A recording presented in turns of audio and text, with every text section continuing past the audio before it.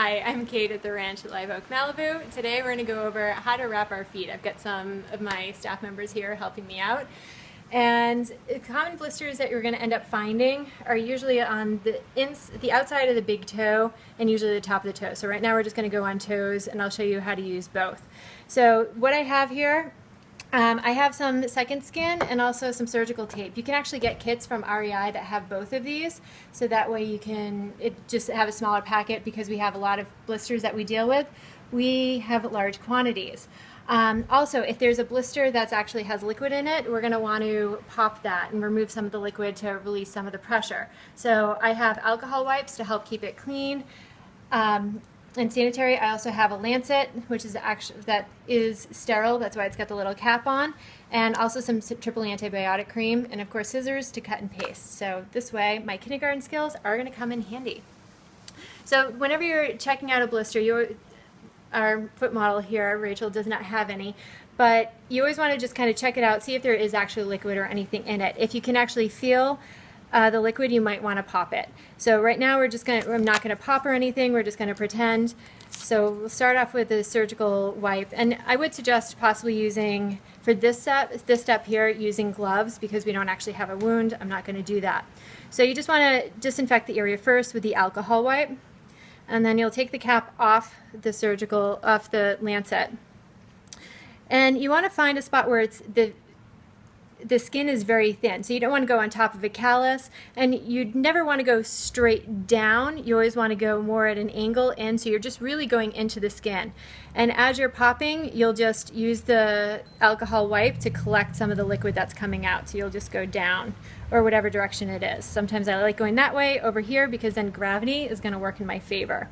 Whenever you're done, you always want to take the lancet and put it back in the cap if you can. So this way I'm not accidentally going to poke myself or anyone else with it. And because we did create a little bit of an open wound, we are going to use some triple antibiotic cream. So you just open that up, put some triple antibiotic cream on top of it wherever you did poke. Sometimes too, big right under here, like getting it for lancets on the toe, kind of coming right into here sometimes. If there's any swelling underneath the toe, that can really release a lot of pressure. It's not going to help someone potentially lose a toenail, especially if there's any purple marks down here, but it will again release that pressure, so when you're in your shoe you'll be a little bit more comfortable. So once that's done, you want to get some of the second skin, and you're just going to put it wherever you have. So you're going to need to cut this a little bit. So the big square, a little bit too much for what I need. Probably just going to cut it in half most of the time. And for toes, I might even cut it more into a quarter, so that way I'm just covering here. So a quarter part would be here, big long stretch for the outside of the foot. Just remove the backing of the second skin, and then put this on right here.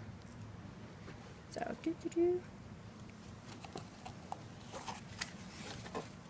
Then with my surgical tape, I'm going to cut a length that I need. Ultimately, I want to be able to have enough to go all the way around. I've been doing this for a while, so I'm really good at earmarking how big people's toes are.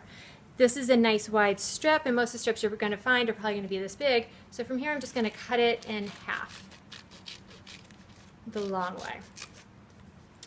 Now, this is probably about the height that I need. This way, it's going to be just as high as the toe. Sometimes you can even go narrower.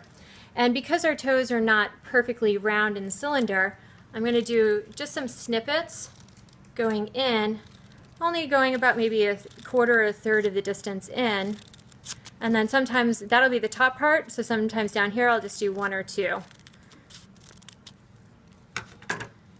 I'll peel it off.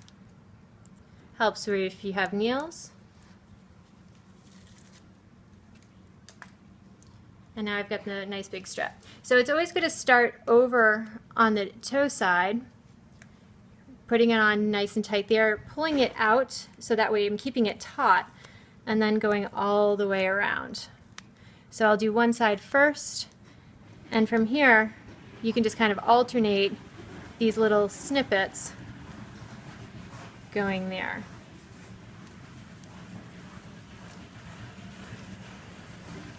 So this way I'm protecting the toe.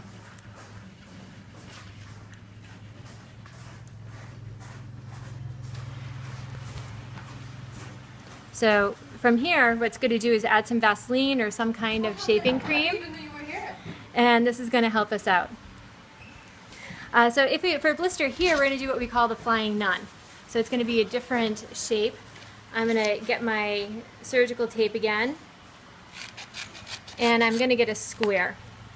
So you want to have it where it's going to be able to cover across, but you don't want it so long that it's going to come all the way down here. But definitely just a nice square shape. I'll round the edges, and rounded edges are always better because when you have a square edge, as it's coming in, it's more likely to peel up. When you have a rounded edge, it's not going to peel up.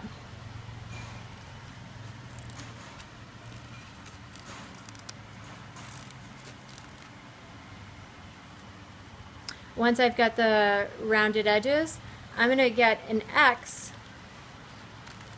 not going all the way in, so that I'm keeping a little bit of a square right in between.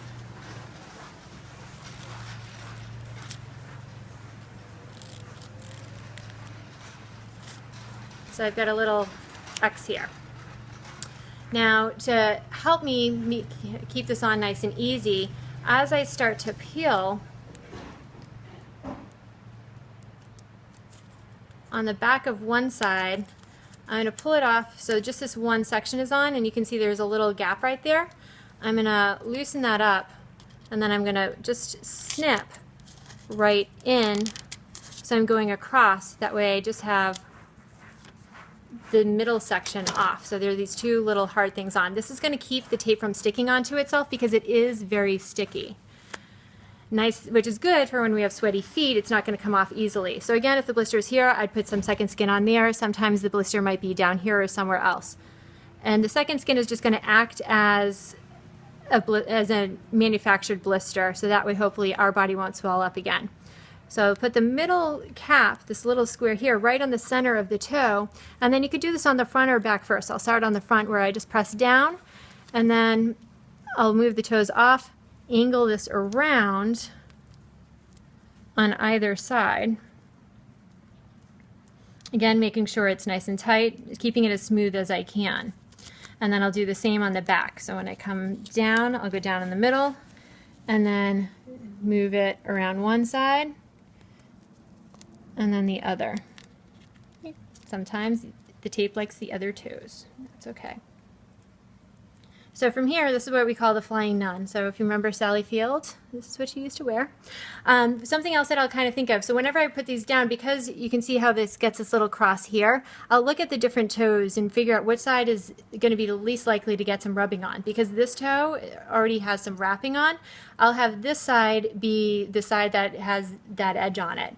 But sometimes you just have to pick a toe, and sometimes, usually it doesn't really interfere at all as long as it's nice and smooth. But and we will put some Vaseline or shaving cream on top of it also. So we'll go across this way. You want to be careful not to pull too tight because you do want to make sure that there is circulation that gets to the toes. And then we'll come down on this side also, have it nice and tight here. And there you go. So again, some Vaseline here, or shaving cream. But other than that, this is going to help protect those toes. Something else that is also really good if you have blisters at the top of the toes is to kick your heels back in your shoe and tighten them, especially as you're going downhill. That's where a lot of the blisters happen. So that's how we wrap toes here at the Ranch Malibu. Thank you.